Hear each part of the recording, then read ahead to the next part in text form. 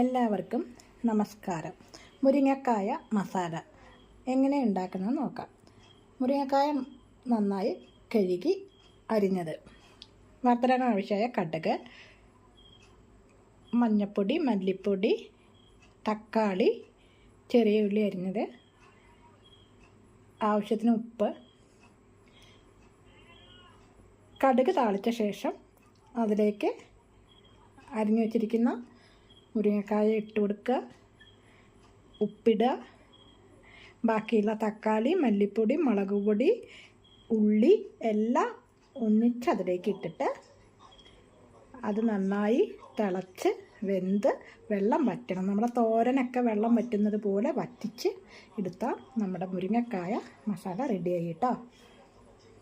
മുരിങ്ങക്കായ നന്നായി തിളച്ചിട്ടുണ്ട് കേട്ടോ. ഇനി ഇതിലത്തെ വെള്ളം വറ്റണം.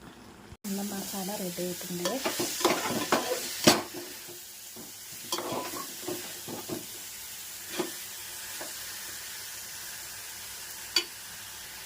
നമുക്ക് സ്റ്റവ് ഓഫ് ചെയ്യാം.